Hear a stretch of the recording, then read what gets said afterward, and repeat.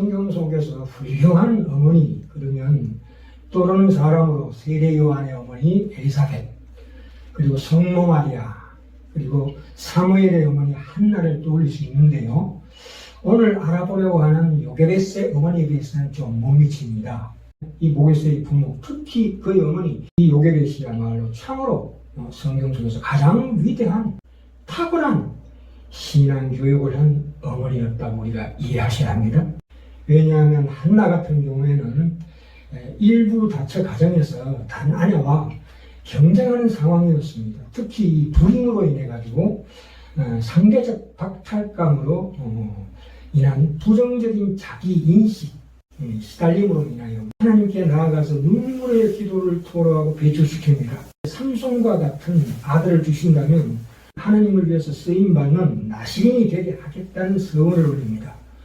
제사장 엘리의 말대로 젖된 지 얼마 되지 않는 어린 사무엘을 성소로 데려와서 바친 일은 사무엘에게는 가혹했습니다. 사무엘이 적지 않은 정신적인 충격을 받았으리라고 짐작이 됩니다.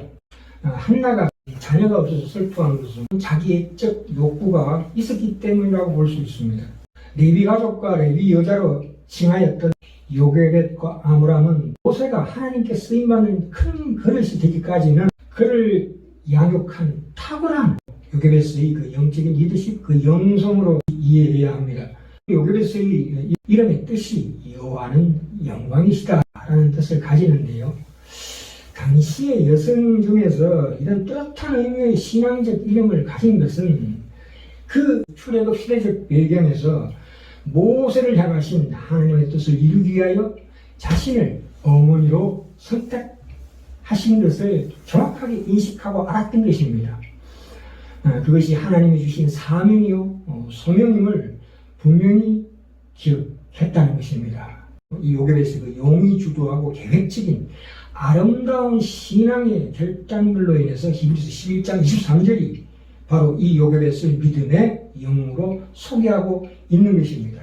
모세의 영학이 5년 정도를 바라봅니다. 모세의 그 정신세계 속에서 가장 결정적이고 막대한 영향을 끼친 위대한 어머니이자 탁월한 신앙교육을 한 어머니였다고 우리가 이해하셔야 합니다.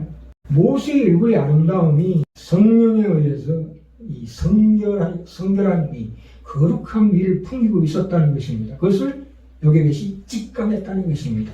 마치 세례 요한의 어머니 엘리사벳, 그리고 이세의 말째 아들 다윗을 제대로 알아본 사무엘 같은 것입니다. 3개월 된 아기 모세에 대한 요게벳의 이 처사, 이 행사가 계획적이었던 것이라고 알려지고 있습니다.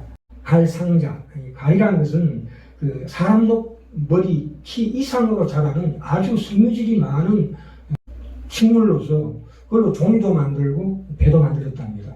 그걸 파피루스라고 해가지고 구약 성경을 기록해놓은 종이로도 우리가 소개됩니다.